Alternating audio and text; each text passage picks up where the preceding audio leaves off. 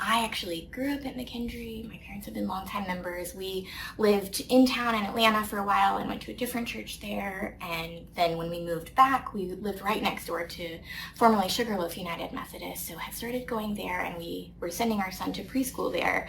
And unfortunately, when that church closed, we found ourselves without a congregation and also without a preschool. We had always known McKendree, found a great home here, loved the community here, and also knew there was a great preschool. So it was a relatively easy change, but in coming here, we had this newfound realization of how critical a thriving church and a solvent financial church is to supporting all of the many ministries and programming that exist directly through the church or tangentially. It was really important for us to become consistent tithers in the ways that we could to support all of the many things that we love about McKendree. We actually started very early on in our relationship with making the decision to tithe, even when we had much less margin and it was tiny. But we found that has really helped us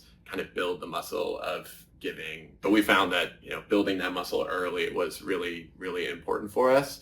Now, as we think about giving, we still talk regularly about it. We make those decisions, and then we have basically automated everything. So we're not counting on ourselves, waking up in the morning and, hoping we have the motivation, to go work out and trying to make that decision just then. It's like, no, you got to set out your clothes and, make sure you have enough time. So we think about our giving the same way. You have to, again, think about what's aligned with your values, make those decisions once, revisit them on a pretty regular basis, but really, set up that automatic giving. The orchestra and being a part of McKendree is kind of synonymous for me. I joined when I was in middle school, still just learning the violin. I really missed that creative outlet. As a young adult or teenager, I felt a lot of pressure to always play the right notes, and it was just like, it felt in some ways a little bit more of a stressful thing. and through maturing, and for me just being able to play, recognizing the gift that it is to be surrounded by other folks that just love to play music, want to create something beautiful in the name of the Lord, is the stress and the pressure is just gone.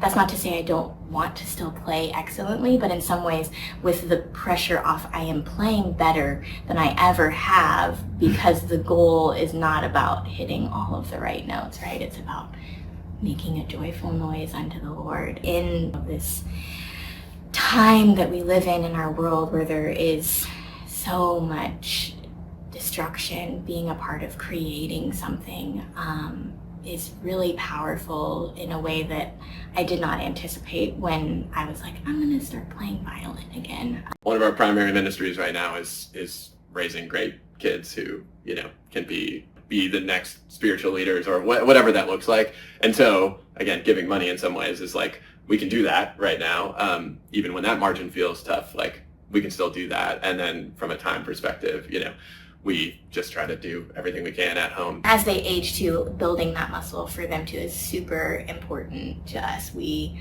love having them as a part of the church. We value that highly and want them to be in a community that is focused on being love and light.